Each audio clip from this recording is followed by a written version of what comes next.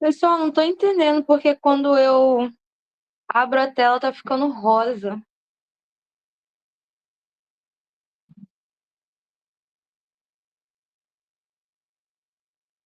Então, pessoal, o que que a gente pode falar do Império Bizantino? Como que ele vai surgir? O Império Bizantino, pessoal, ele antes, né, ele não existia. Por quê? O Império Bizantino ele vai surgir quando acontece a divisão entre o Império Romano do Ocidente e o Império Romano do Oriente. O Império Bizantino, ele vai se localizar no Oriente, né?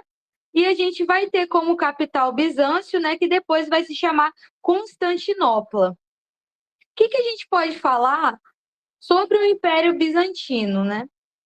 Ele vai ter uma grande diferença do Império Romano do Ocidente, né? Lembrando aqui que a gente está dentro da Idade Média. Qual a principal diferença? O Império Romano do Ocidente ele vai começar, né, na Idade Média, né, por um período de ruralização, como nós vimos na aula passada. E no Império Bizantino, né, no Império Romano do Oriente, nós vamos ter, né, é, uma economia e uma política que ela se difere totalmente do que acontece na Europa da Idade Média. Por quê?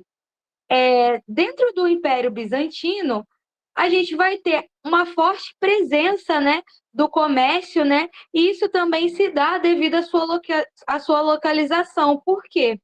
O Império Bizantino, ele vai se localizar, né, no Mar Mediterrâneo, né, que a gente vai, ao longo da história, descobrindo a importância dessa rota marítima, né, para o comércio.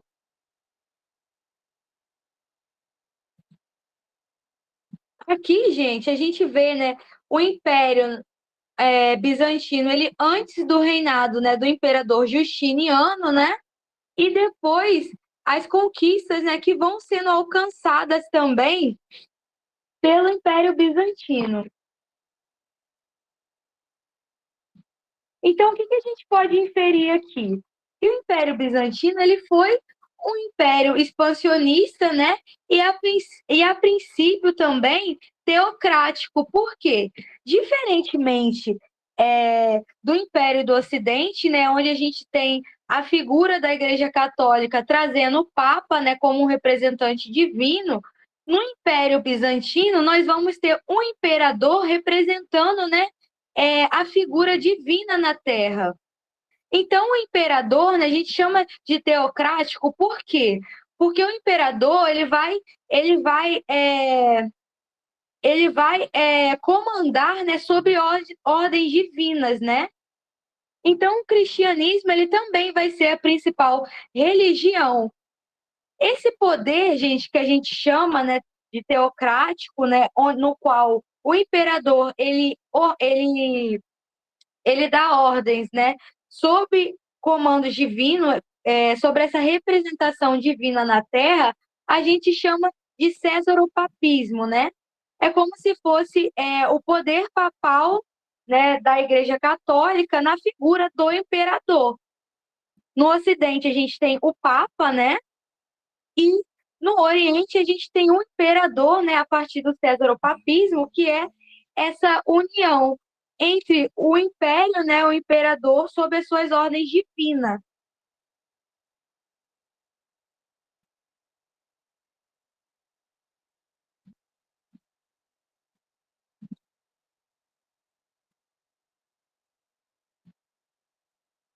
Como eu falei, dentro da Idade Média, tinha-se, né, na Europa, esse processo de ruralização, né, onde a sociedade ela vai se dividir em feudos, né, onde vai haver pouca mobilidade social. E no Oriente, a gente vai ter a forte presença do comércio, né? Comércio de tecido, comércio de especiarias também. Então, a presença, né, da economia no Império Bizantino, ela acontece, né, de forma diferente do Império Ocidental. E dentro do Império Bizantino, nós vamos ter o imperador, né, Justiniano, que ele vai ser uma figura importantíssima, né, para, né, trazer esse maior, né, abranger maior território, né, do Império Bizantino, né, vai ser dentro do reinado de Justiniano, vai ser um império expansionista, né, e que vai favorecer, né, o comércio, né, as relações comerciais do Império Bizantino. Por quê? Justiniano ele vai ampliar as fronteiras territoriais, né? Ele também vai ser responsável pela compilação dos direitos romanos, né, conhecido como Código de Justiniano, que vai ser, né, vai trazer uma revisão e uma sistematização das leis imperiais, né? Depois vai ser chamado, essas leis imperiais vai ser chamado de Corpus Juris Civilis, né? Depois, gente, depois, né, em 1529, esse código, né, Juris Civilis, esse Corpus Juris Civilis, ele vai servir de base, né, para os nossos códigos penais. Quando a gente fala sobre o Império Bizantino, a gente precisa falar da figura do imperador, né? Porque ele vai ser uma representação divina, ele impera, né, sobre essa representação, sobre essa ordem divina, né? E o poder, ele é centralizado na mão do imperador, né? Então, esse período do Império Bizantino, como eu coloquei aqui para vocês, a gente chama de Estado teocrático. Por quê? Ele vai ser controlado pelos dogmas e crenças, né, do imperador. Essa crença, pessoal, é uma crença que a gente vai chamar de, de monofisismo, né? Eles vão acreditar que Jesus ele possui apenas uma natureza divina.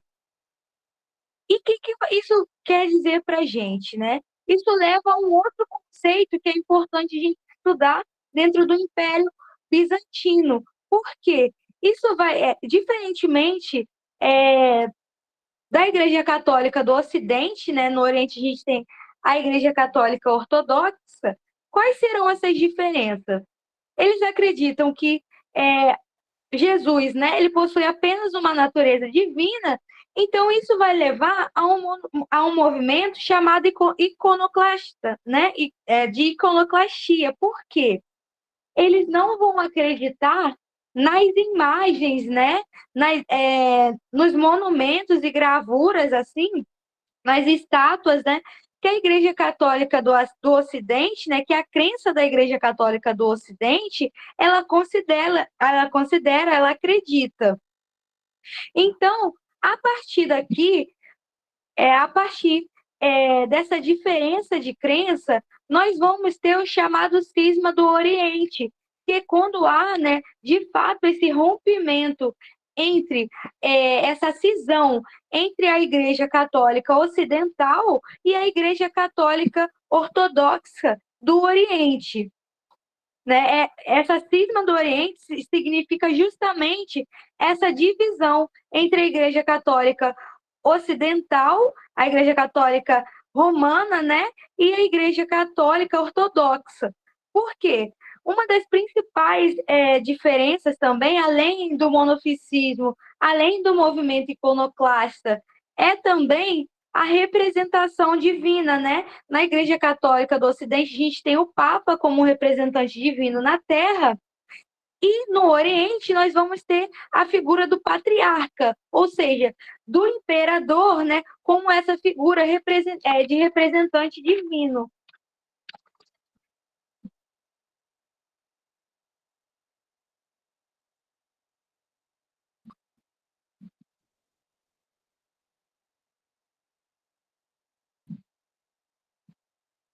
A economia, como eu disse, né, mais uma vez,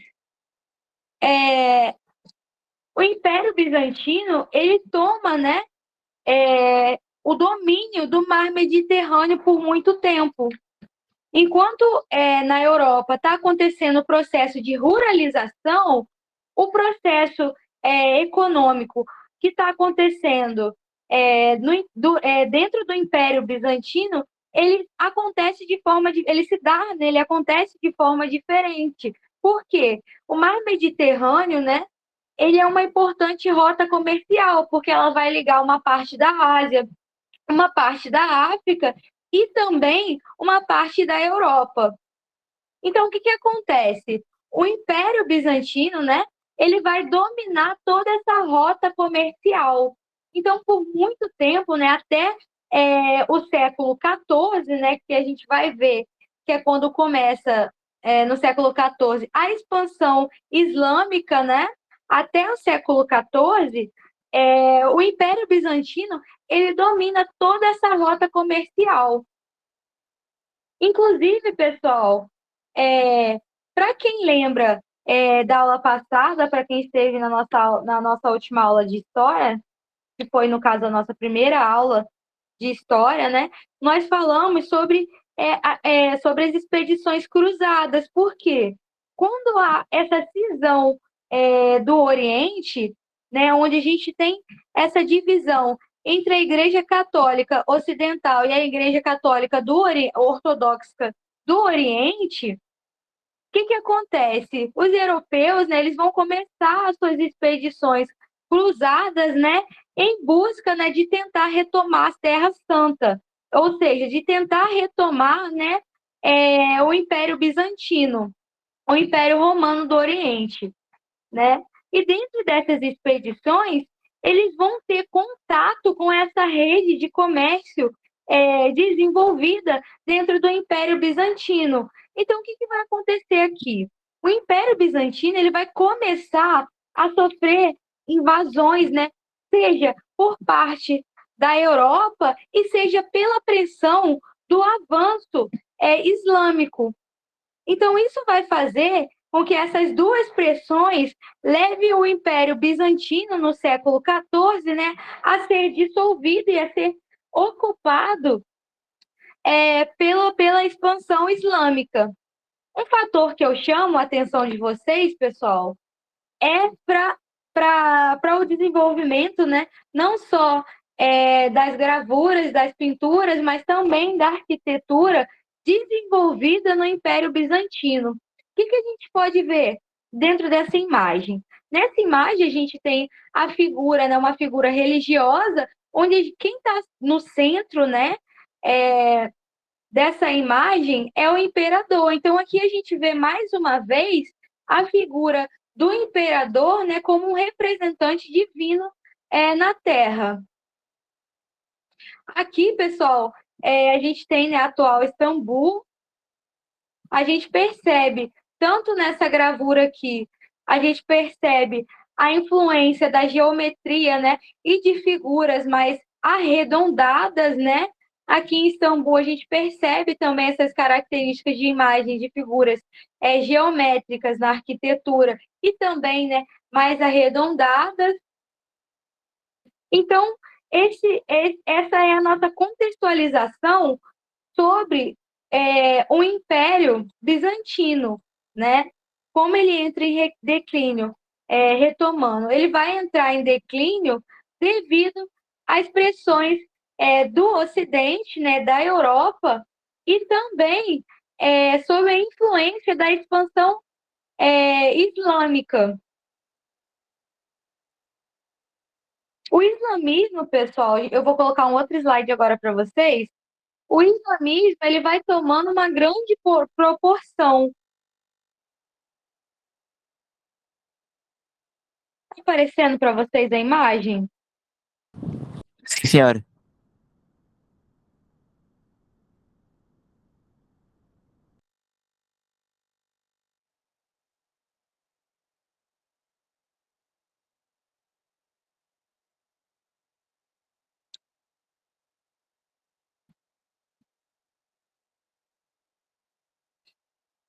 Aqui, gente, um breve resumo sobre o Império Bizantino, né? Capital em Constantinopla, prosperidade econômica, até certo ponto eles conseguem, por muitos anos, né? A gente pode parar para pensar que ele vai durar do século XV, mais ou menos, ao XIV, não, ao XIV, durante esse tempo, ele consegue, né, resistir às invasões, né, expandir seu território, né. A gente vê também a figura do imperador Justiniano, né, como um grande nome, né, para esse processo de resistência às invasões e também de expansão territorial e prosperidade econômica, né, até chegar à expansão islâmica. Como vai se dar, né, a expansão islâmica? Vai surgir, gente, o profeta Maomé. Quem é o profeta Maomé? O profeta Maomé, né, antes, né, ele já era uma figura importante, né, uma figura que vem de família, né, que domina o comércio, né. Então Maomé, ele foi um importante comerciante. Por quê? Inclusive é através, né, desse contato, né, comercial com o comércio que ele vai originar a fé islâmica, né, a religião, a crença islâmica. O que acontece? Maomé, né, nascido em Meca, ele é um importante de família comerciante, também ele é um importante comerciante, onde ele vai, né, é, visitando diversas regiões, e dentro dessas visitas, né, o que vai acontecer? Ele vai receber, né, a visita, a visão, né, a presença do anjo Gabriel, e aí, né, dentro dessa visão, onde ele recebe o anjo Gabriel, que começa esse processo de crença, né, islâmica. Quais são as diferenças, né? A gente, atualmente, o processo islâmico, né, ele surge da Arábia e ele vai se espalhando pela Índia. Ele vai, principalmente, ele vai recebendo muitos adeptos à religião. A civilização islâmica, ela vai florescer, gente, no século VII, mais ou menos, né, depois de Cristo, na Península Arábica. E ele vai se expandindo por toda a região do Oriente Médio, né? Ele vai se espalhando também pelo norte da África e pelo sul da Europa até o Império Bizantino. Esse processo islâmico, pessoal, de expansão islâmica, ele só vai ser possível, né, devido à doutrina do profeta Maomé, né? Com a morte de Maomé em 634, né, ele vai ter seus sucessores que vão ficar encarregados de propagar a fé islâmica. Dentro desse contexto, vão aparecer duas dinastias, pessoal, que é a dinastia dos Omíadas e a dinastia dos Abássidas, né?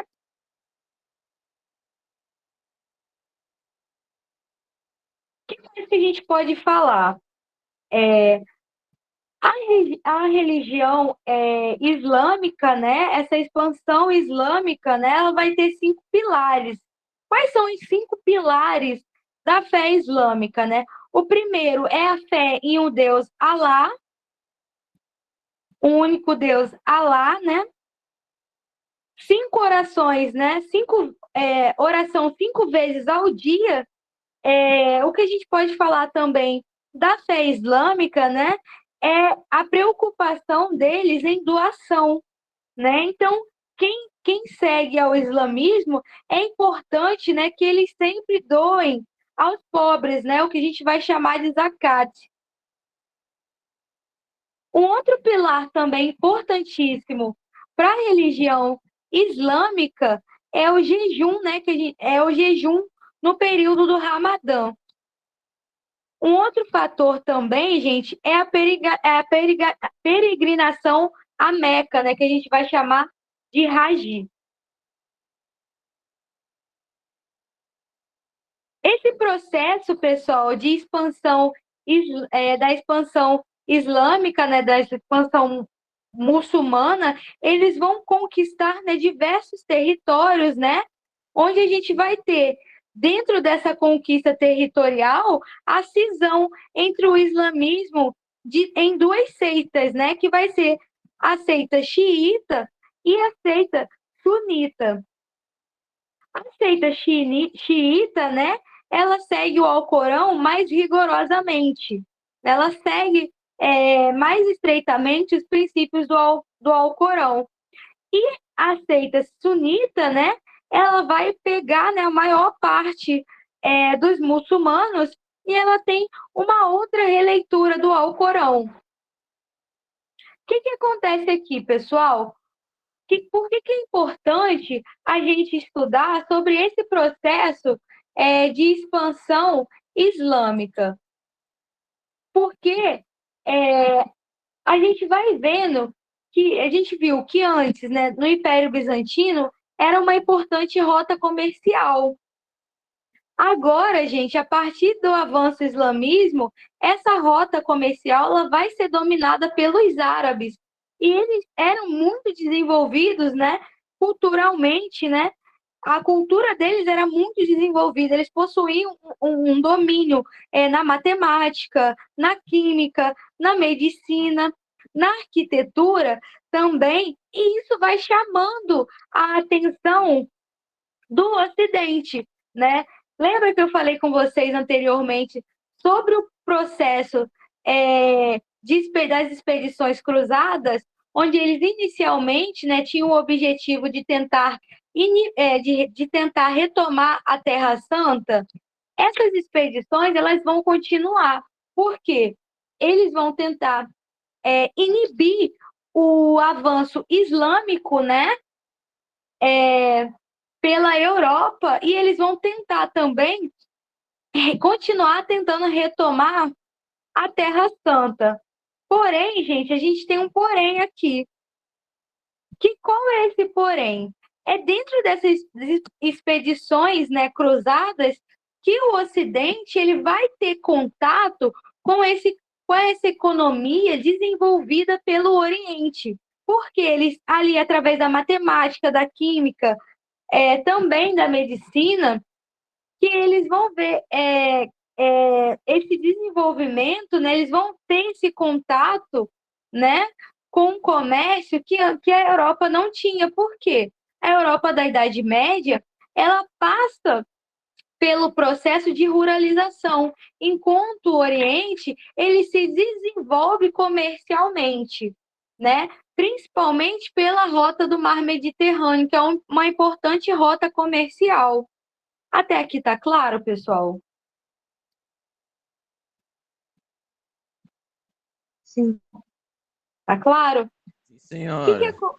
que acontece, pessoal? É dentro desse contato, né, que a gente entra na transição, o Ocidente ele entra na transição da Idade Média para a Idade Moderna, que é o que a gente chama de renascimento comercial, renascimento cultural. É a partir desse contato com o Oriente, né, e principalmente agora se tratando dos árabes, né, do desenvolvimento ocorrido pela expansão islâmica, né, que o Ocidente ele vai ter esse renascimento comercial.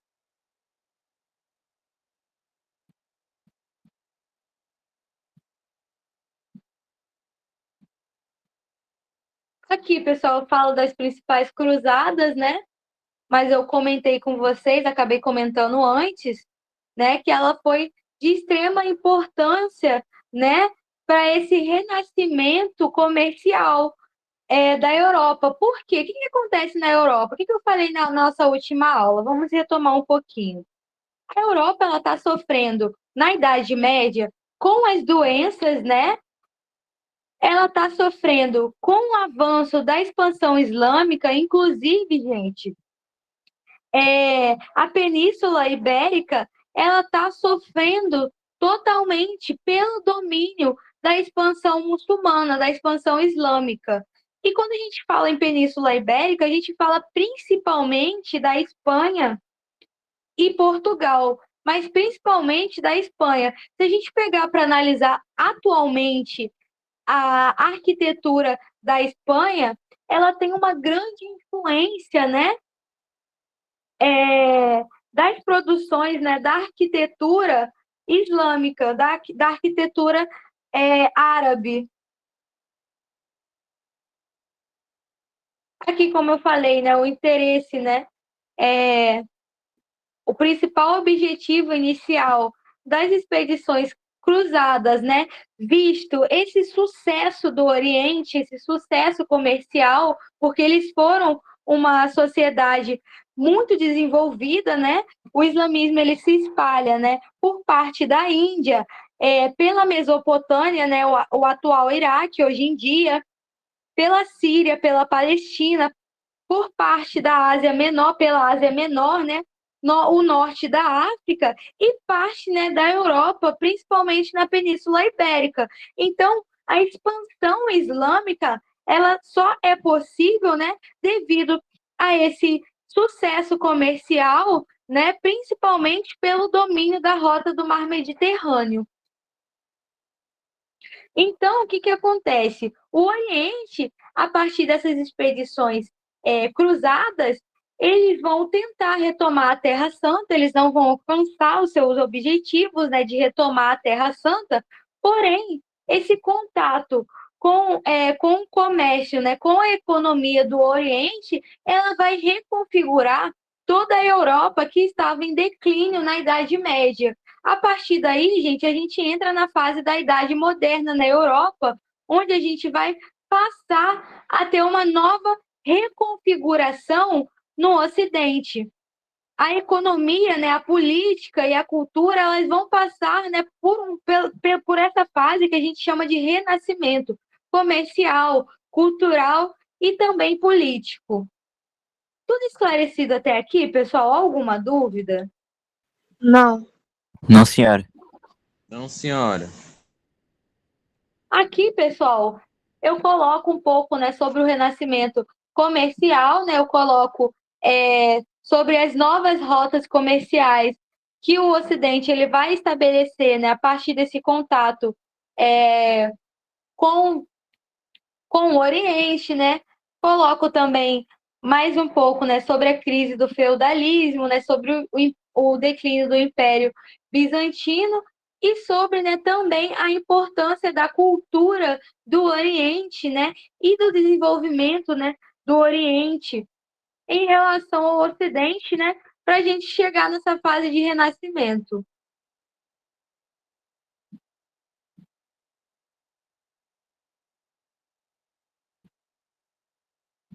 Outro fator, pessoal, que a gente precisa falar, né, sobre a ciência, né? Por quê? Só foi possível esse domínio das rotas comerciais pelo Oriente graças, né, à presença, né, à sabedoria da ciência que eles dominavam. Por exemplo, eles contavam já com recursos que facilitaram, né, facilitaram não, mas que possibilitaram o conhecimento sobre as rotas do Mar Mediterrâneo. Por quê? Eles já contavam, né, com a bússola, né, um importante instrumento, né, para se orientar nas expedições, né, no avanço marítimo. O astrolábio, né, que é um instrumento onde ele possibilita, né, ele mostrava, né, o horizonte, ele apontava para o horizonte.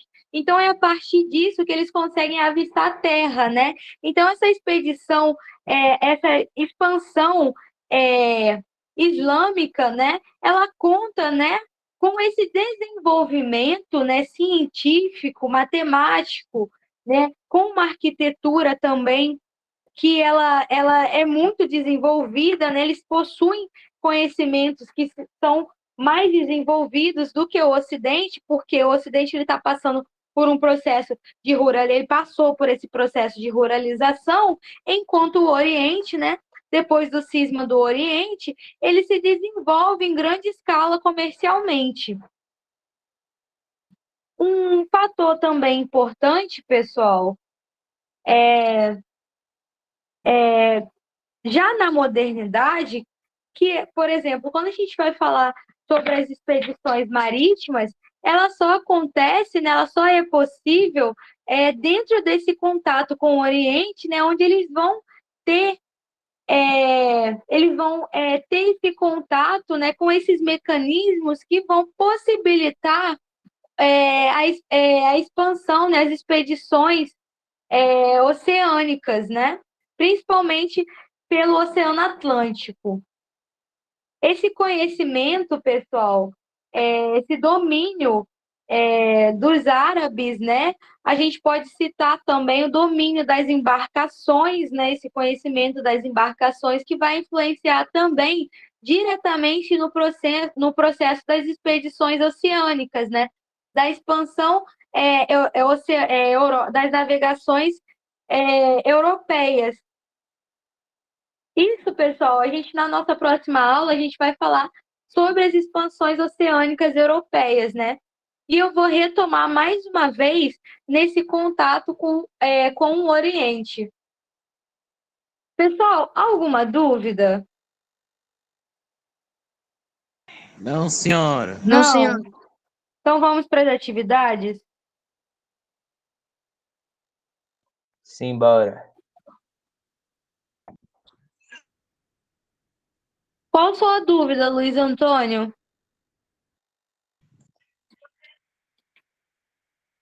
Você pode repetir para mim? Eu não estou achando aqui.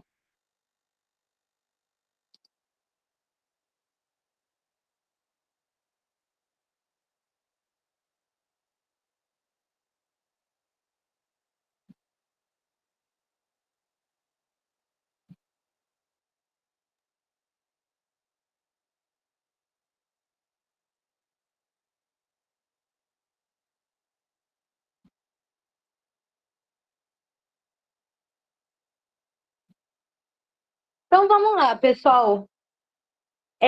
Eu trabalhei as atividades hoje.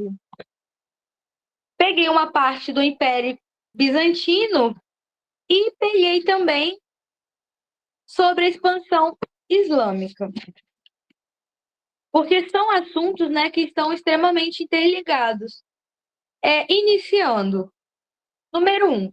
Segundo a crença dos cristãos de Bizâncio, os ícones, imagens pintadas ou esculpidas de Cristo, da Virgem e dos santos constituíam a revelação da eternidade no tempo, a comprovação da própria encarnação, a lembrança de que Deus tinha se revelado ao homem e por isso era possível representá-lo de forma visível. Apesar da extrema difusão da adoração dos ícones no Império Bizantino, o imperador Leão III, em 726, condenou tal prática por idolatria, desencadeando assim a chamada crise iconoclasta. Dentre os fatores que motivaram a ação de Leão III, podemos citar, o que a gente pode citar?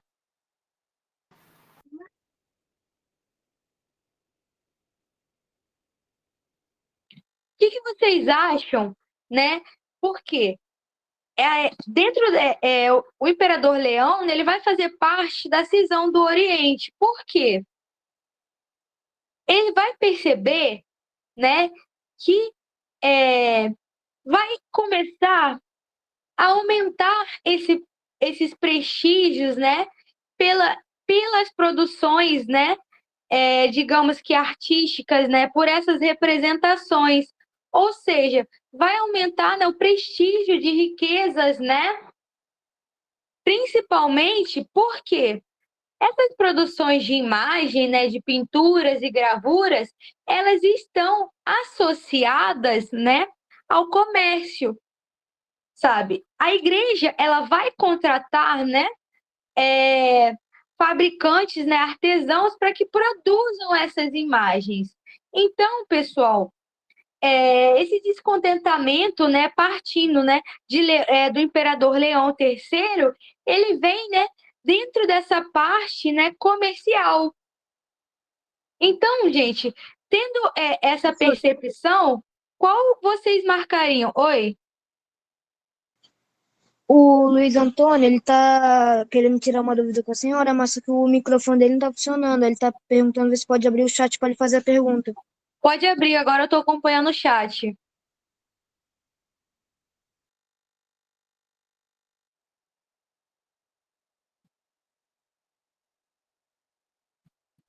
Continuando, pessoal, o que O vocês chat está marcaram? desativado, professora.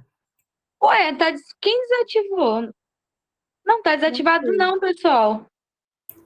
Está desativado sim, professora. Aqui, ó, o chat não está disponível. Ué, gente, será que eu desativei o chat sem querer? Vou ativar aqui. Desculpa, pessoal.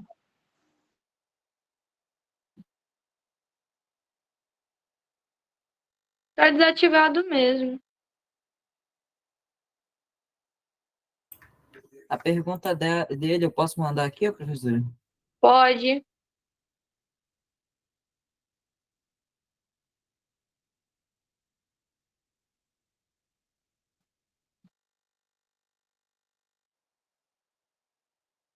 Como assim? Por exemplo, o Ocidente, ele está sofrendo com a pressão da expansão do islamismo. A gente pode citar, inclusive, as expedições cruzadas para falar, dentro desse período, sobre a maior, né, pressão, né, sobre o maior conflito religioso. Por quê? Olha o tamanho da proporção que a expansão islâmica ela alcança, ela consegue, se espalhar por parte da Ásia, por parte da África e por parte da Europa. Ou seja, o catolicismo ele está sendo ameaçado, né, pelo expansionismo islâmico, pela religião muçulmânica. Então, o que acontece? Dentro dessa expansão islâmica que a Igreja Católica ela toma a iniciativa, né, de tentar inibir o avanço islâmico, ou seja, as expedições cruzadas, elas têm esse objetivo. Eles estão ali tentando retomar a Terra Santa porque eles estão tentando inibir o avanço islâmico, o avanço da religião muçulmana.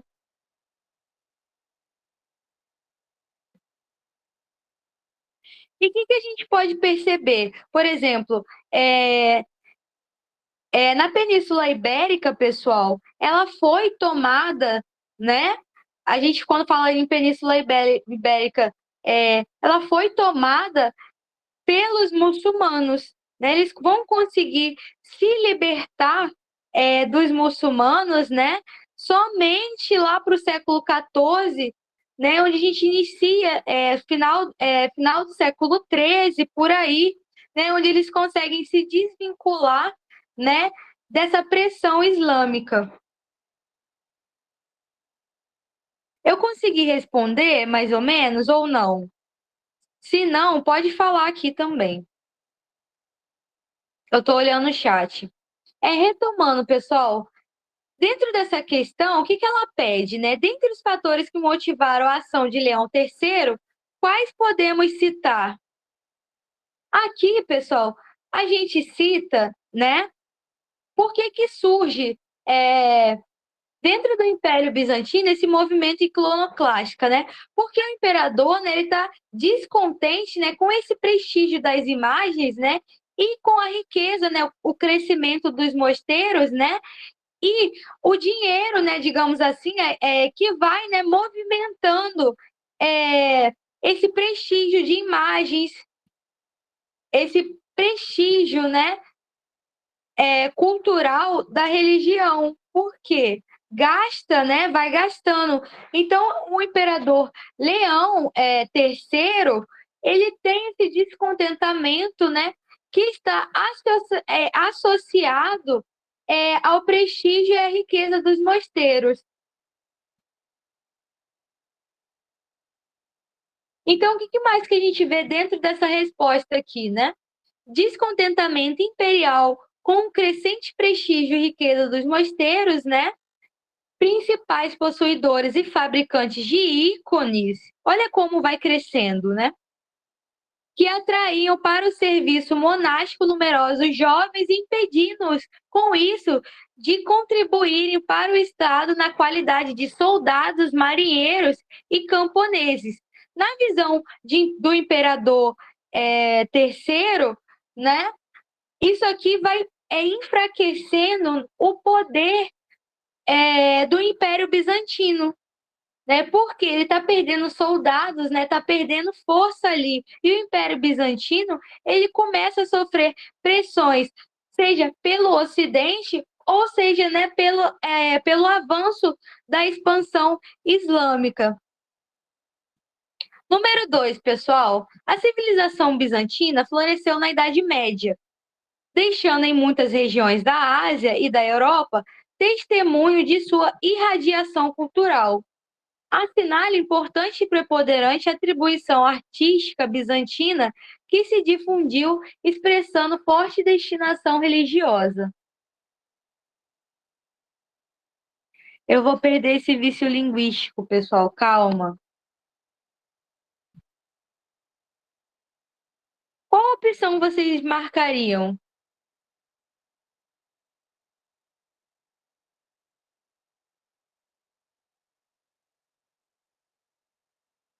No número 2, pessoal.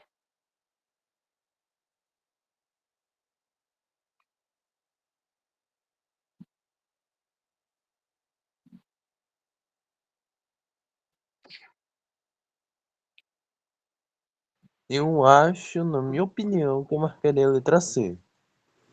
Não sei Por se minha quê? opinião está errada. Por quê? Eu vou retomar aqui para vocês rapidinho, ó. Para a gente ver que não é a letra C. Professora, eu acho que é a letra A. Você acha que é a letra A? Vamos aqui ver rapidinho. Ó.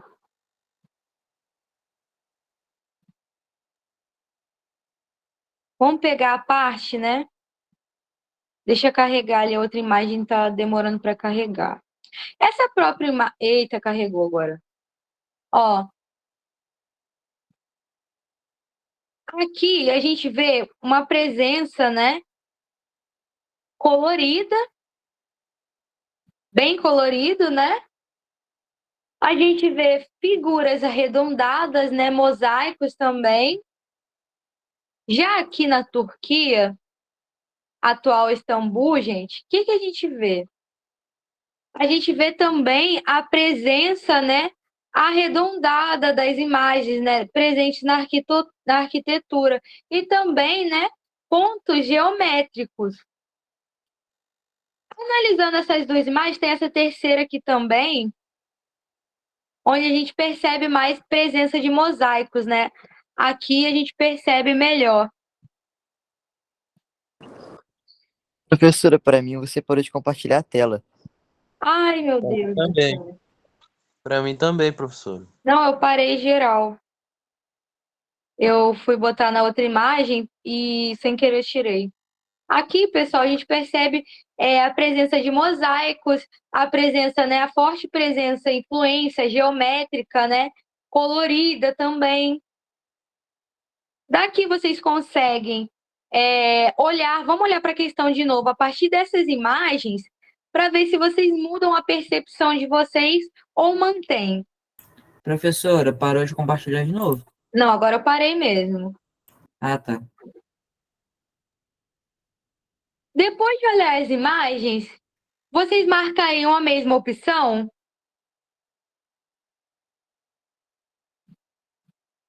Me mantenho na C. Por quê? Eu acho que não. Porque para mim a C faz muito mais sentido do que as outras. Mas aonde nas gravuras e nas imagens ali que a gente vê telhados de beiras recurvos? Fico em dúvida na A e na D. Eu tô em dúvida na A e C. Ah, Na imagem ali, eu vou retomar, eu vou responder primeiro e eu vou partir dessa resposta para a gente analisar mais uma vez as imagens. Para a resposta, pessoal, a gente tem mosaicos coloridos e cúpulas arredondadas. Ó, vamos pegar para analisar. Gente, eu tirei ali para mostrar mais uma vez a imagem, tá? Ó, presença de mosaicos, né? Bem colorido também. A gente tem, assim, cores quentes, cúpulas arredondadas. Vamos pegar outra imagem. Vocês conseguem perceber a presença de mosaicos, de cúpulas arredondadas, Sim. dessa influência? E agora, olhando para a arquitetura, vocês também conseguem perceber? Um pouco. Um pouco, né? Essa arquitetura aqui, né, se a gente for olhar a Turquia, né, é preservada. Então, aqui a gente vê a forte influência, né, dessas imagens, dessas cúpulas arredondadas, principalmente, né, figuras mais geométricas, mosaicas, né? Também no Império Árabe, né, na expansão islâmica, também teve esse contato, né, com a cultura bizantina.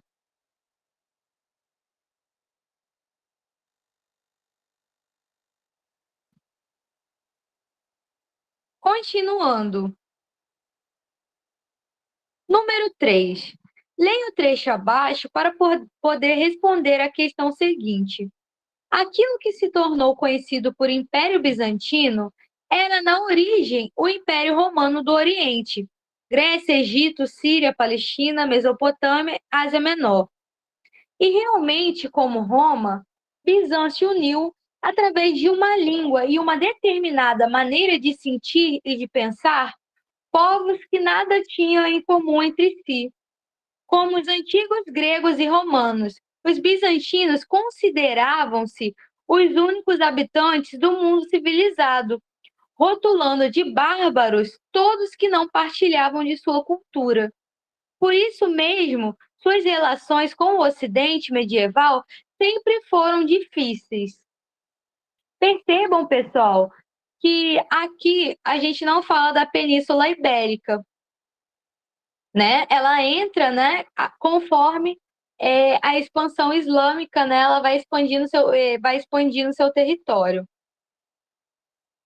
Roma, Bizâncio uniu através de uma língua e uma determinada maneira de sentir e de pensar povos que nada tinham em comum entre si, como os antigos gregos e romanos.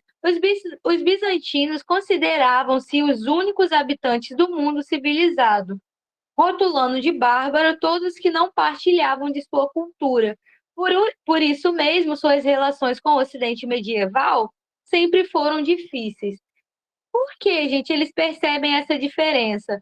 Porque enquanto eles estão se desenvolvendo, né, de uma outra forma comercialmente, né, ou seja, economicamente, essa fase da Europa, da Idade Média na Europa, ela está passando pelo processo, né, da sua economia rural, né, com base na ruralização. Continuando, essa diferença com o Ocidente manifestou-se também no plano religioso e político, tendo como um de seus resultados, né, qual é o resultado, né, desse contato, dessa diferença?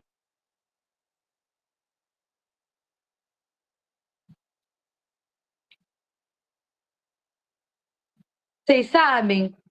Por exemplo, o Império Bizantino, na imagem, num mapa que eu trouxe para vocês, deixa eu pegar aqui para a gente ver de novo. É muito bom a gente trabalhar a história, né, com imagens, né, com mapas, porque fica mais fácil da gente compreender.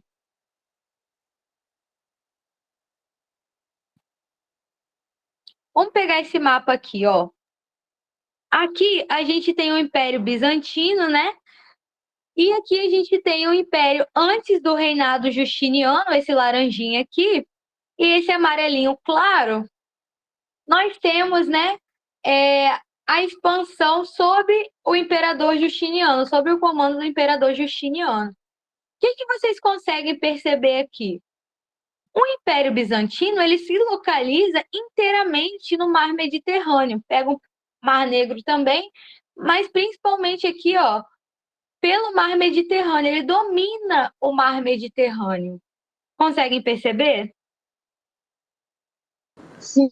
O Mar Mediterrâneo, pessoal, ele é uma importante rota comercial, né? Porque ele liga diversas regiões, né, da Ásia, parte da África também e da Europa. Aqui, pessoal, a gente vê os árabes, né? Os árabes, né, na expansão islâmica, eles vão sair daqui, né, e vão tomando todo o Império Bizantino, né? Inclusive uma boa parte também da Europa, uma parte da Europa. Analisando, pessoal, analisando esse mapa, qual opção, né, vocês marcariam nessa questão? Essa diferença com o Ocidente manifestou-se também no plano religioso e político, tendo como um de seus resultados o que vocês marcariam?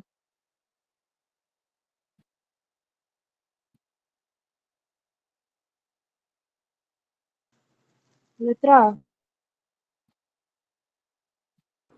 Letra A. A. Letra A. Letra A. Essa questão tem uma pegadinha. Por quê? A letra A, ela faz parte, porque eles dominam o mar Mediterrâneo. Só que isso só é possível depois, pessoal, do cisma do Oriente, né? Que é quando a separação entre a Igreja Católica do Ocidente e do Oriente, né? Eles conseguem se desenvolver mais, né? Economicamente, comercialmente. Vamos ler de novo? Aquilo que se tornou conhecido por Império Bizantino era na origem o Império Romano do Oriente. E realmente, como Roma, Bizâncio uniu através de uma língua e uma determinada maneira de sentir e de pensar povos que nada tinham em comum entre si. Como os antigos gregos e romanos, os bizantinos consideravam-se os únicos habitantes do mundo civilizado, rotulando de bárbaros todos que não partilhavam de sua cultura. Por isso mesmo, suas relações com o Ocidente medieval sempre foram difíceis. Essa diferença com o Ocidente manifestou-se também no plano religioso e político, tendo como um de seus resultados a separação pessoal entre a Igreja Católica do Ocidente e a Igreja Católica do Oriente. Esse sucesso com o mar Mediterrâneo, pessoal, com o comércio, né, dominando o mar Mediterrâneo, só é possível com essa cisão, né, com essa separação entre o Ocidente e o Oriente. Vocês conseguem perceber agora melhor sobre isso? Sim, senhora. Fica mais claro, né? Observem a imagem. Ó, mais uma vez aqui falando sobre o mosaico. Deixa eu grifar aqui. Que mostra o imperador Constantino, um dos soberanos do Império Bizantino. Observaram? Observei. Vamos então à questão. A imagem é um mosaico, uma das principais características artísticas da civilização bizantina.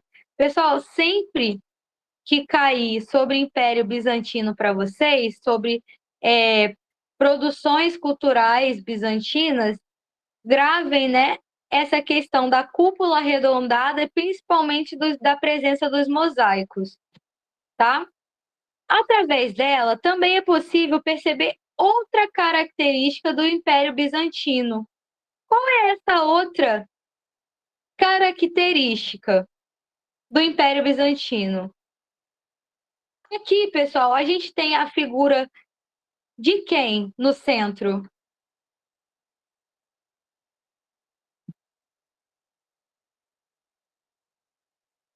Como que mostra aqui, ó? Mosaico bizantino que mostra o imperador Constantino, um dos seus soberanos do Império Bizantino.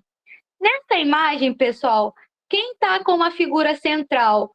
É uma figura divina ou é o imperador? O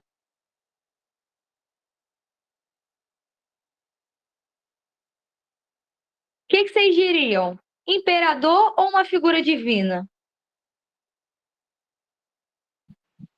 Com certeza, na minha opinião, eu acho que é uma imagem divina, porque imperador segurando uma Bíblia, Tá literalmente falando imperador ali na foto. A imagem, essa foi uma boa observação, porque aqui fala sobre o imperador. Por quê?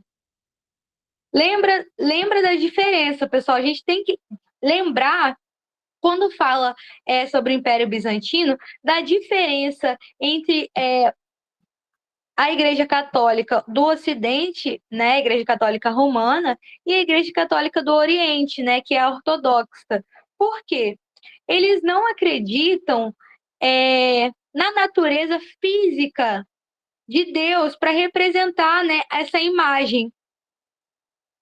O imperador, ele impera, né, digamos assim, sobre poderes divinos. Então, a representação divina na Terra é a própria imagem do imperador. Então, aqui fica muito fácil da gente responder, por quê? A gente está falando, né, do caráter do imperador, né, como uma figura divina, né, e essa figura divina, ela é associada à influência divina.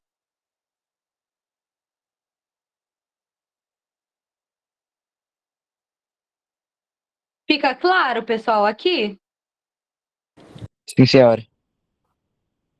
A gente precisa prestar atenção nos detalhes, porque só essa parte aqui, ela já respondeu a questão. Se a gente olha só para a imagem, né, realmente, se a gente olhar assim, parece até, né, um pouco semelhante, né, à imagem que a gente tem de Jesus no Ocidente. Tem ou não tem? Tem. Porém, quando a gente fala do Oriente, a gente tem que lembrar, né, da figura do imperador como um representante divino na Terra. Porque no Oriente não se crê, né, na figura Deus, né, a divindade para eles, ela é uma natureza divina, né, e não materialista, assim. Então, a representação divina na Terra seria a imagem do imperador. Nas outras imagens que a gente viu durante a nossa aula de hoje, sempre quem esteve ao centro, né, são imagens religiosas, mas quem se coloca no centro, sempre o imperador. Vamos lá, 5. Para explicar a rápida, última questão da gente, pessoal. Para explicar a rápida expansão muçulmana ou do Islã, há vários fatores. Qual dos tópicos a seguir é explicativo disso? O que vocês marcariam no 5?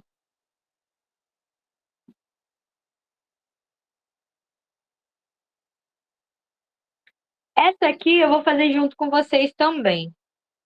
Mas ela é bem simples.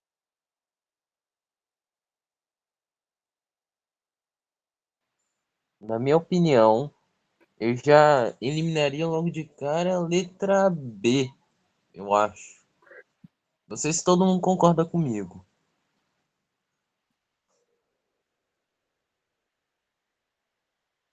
Ó, preste atenção aqui. Aqui tá a chave da questão. Porque de cara você ia errar. Aqui que tá a charada, ó. Para explicar a rápida expansão muçulmana ou do Islã, há vários fatores. Qual dos tópicos a seguir não é explicativo disso? Não é. Você fez certo, você pensou certo. Faltou só frisar aqui o não. Você fez certo. A de cara que você eliminaria, né? É a resposta certa. Por quê? A fraqueza defensiva do Ocidente devido à política de paz e tolerância da Igreja Católica. Tudo que a gente não viu. Você pensou de forma certa, faltou prestar só um pouco mais atenção no enunciado. Ou seja, eu acertei, só que na forma reversa. É, digamos que sim. Pessoal, vamos fazer mais uma questão rapidinho? Bem simples também. A região da Europa Ocidental, que ficou ocupada pelos muçulmanos durante séculos e que só conseguiu retomar os seus domínios no século XV, mediante uma união de reinos católicos, foi. Qual foi? A Qual foi a Península parte? Ibérica. Península Letra Ibérica. E. Essa aqui não tem nem dúvida, né? Vocês perceberam, pessoal, como esse assunto ele cai de uma forma fácil? E também, se a gente não soubesse, a gente eliminaria a A, a C e a B logo de cara. De cara. Porque a Inglaterra. Inglaterra não teve Europa, não teve guerra nos muçulmanos. Como que a gente elimina essa questão aqui muito rápido? Ó, Inglaterra está colocada aqui como Estado-nação consolidado. Isso aí vai acontecer só na modernidade. Então, assim, durante o século XV, ela está em início, vai demorar ainda. Ou seja, França também, a Alemanha também, são estados-nação, né? Quando a gente inicia o processo do Estado-nação. Então, quais opções sobrariam? Letra B e letra E. aí a gente já eliminaria a B, porque a letra B, muito provavelmente a Península Balcânia, não apareceu no século XV, ou apareceu só um pouquinho depois do século XV. Aparece muito pouco nessa questão, né? Ela aparece no Império Bizantino um pouco também, né? Com invasões. Teve uma outra questão aqui que a gente falou sobre essas invasões, né? Que o Império Bizantino estava sofrendo. Alguma dúvida, pessoal? Não. Senhora. Nenhuma. Senhora. Tem mais 3 questões aqui. Vocês querem fazer ou a gente deixa para a próxima aula? Porque passou um pouquinho do tempo. Deixa para a próxima, professora. Deixa para a próxima? Então tá certo. Na próxima aula a gente continua, né? Retoma essas atividades e dá início ao processo, né, das expedições marítimas, das navegações oceânicas, ok? Ok. Uma boa noite a todos, pessoal, e um bom fim de semana. Professora, você também. Boa noite. Obrigada. Boa noite. Boa noite, professora. Boa noite. Infelizmente, pessoal, infelizmente eu não vou estar no TFM amanhã.